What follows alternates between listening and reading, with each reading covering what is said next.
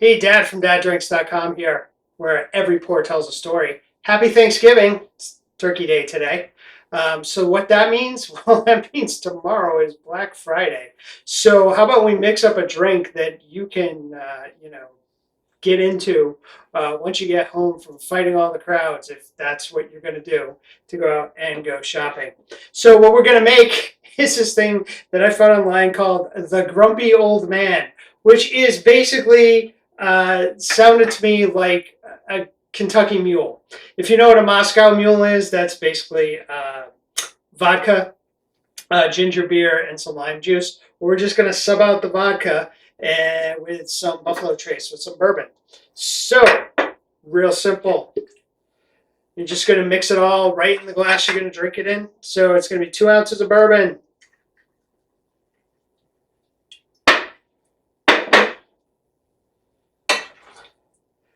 and then the juice of half a lime. Just juice that right in there. Of course, you can always use bottled lime juice, just lime juice you buy from the store, and that's going to basically be about an ounce, which is essentially what you're going to get out of half a lime. And then you're just going to take and top it off with some ginger beer. And the difference between ginger beer and ginger ale is that ginger beer is just, they say that it's spicier. It hits a little bit harder. It's not alcoholic in any way. It doesn't have any actual beer in it. It just happens to be called that. And then just real quickly, just stir it up a little bit. And there you have, for your Black Friday drinking pleasure, the Grumpy Old Man. Now, you could just make this in a regular, rocks glass with some ice and mix everything in there. But I have these fancy little Moscow Mule copper mugs, so I figured I'd use that tonight, be a little bit different since it is the holidays. So, Black Friday. Why is it called Black Friday? That all started back in the 1960s, roughly. And it started in Philadelphia. And originally the whole point was that they called it Black Friday because it was just such an absolute disaster. With cars downtown, cars trying to get into downtown, people just milling about on the streets in downtown Philly, trying to get into department stores and everything else. But of course, retailers decided that doesn't really sound good. We're going to call it Black Friday because it's just an absolute mess. No, and they started putting out the story, which was a story that I always heard, which is that it was always the day that all the retail businesses, places like department stores, shoe stores, clothing stores, all that stuff, it was when that their accountants would be able to sit down because, the rationale was that back then all the accounting got done on spreadsheets by hand with pens and pencils. And Black Friday was the day where all of a sudden they could switch from using the red pencils, which basically showed that they were still losing money, to the black pencils, which showed that they were starting to make a profit. And that's roughly, when it would happen, the day after Thanksgiving. Of course, if you really think about it, that's kind of ridiculous, because if retail companies are running their entire business at a loss for roughly 11 and a half months, almost 12 months, depending on where Thanksgiving falls, how are they really making up money in those last 4 or 5 weeks just because people are Christmas shopping? So that's where the whole Black Friday thing starts from. And back, when us Gen X kids were kids, Black Friday was this day where, because there was no internet, there was no online shopping. So you actually went out on that Friday after Thanksgiving and you did a whole bunch of shopping and started to get your Christmas shopping going and Christmas shopping done.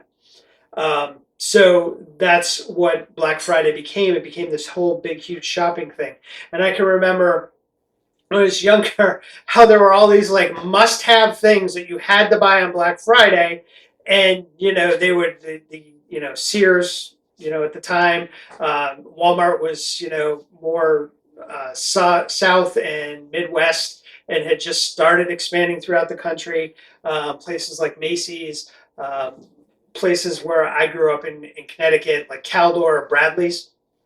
They would have these, sales, right? Just like they do now with Kmart, Target, Walmart, whoever, and they would have these big sales, but they would only have a few of certain items. And like the big three that I can remember from the 80s and early 90s that really set off stuff during Black Friday was like Teddy Ruxpin. That was in the early 80s, I believe. And Teddy Ruxpin, I love what SiriusXM does on the 80s on 8, where they use Teddy Ruxpin as, like, for us Gen X kids, that was like our smartphone. Like, you talk to Teddy and tell him to remember stuff, and he'd remember, like, when someone's birthday was, or he'd remember, like, that, you had a birthday party coming up or something like that. And then after Teddy Ruxpin, of course, the big thing throughout most of the 80s were the Cabbage Patch dolls. And then going into the 90s, it was Tickle Me Elmo. So these were all toys that, like, parents had to go out because parents somehow thought that if they didn't get these toys for their kids, that they were somehow lacking. And, Junior would find out that his best friend Tommy got a Teddy Ruxpin and he didn't, and you're horrible parents and I don't love you anymore. So they would go out and they would, get in line at 4 a.m. in the morning to go to these stores to try and track these things down.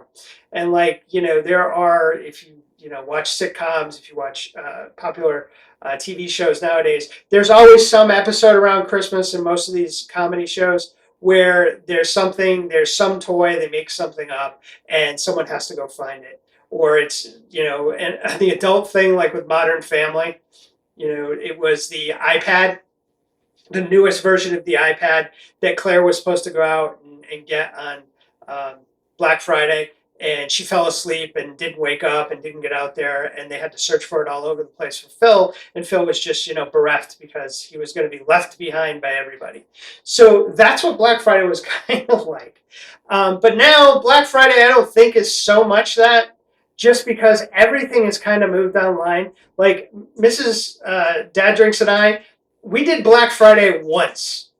I remember one year we woke up at like 3 a.m. in the morning.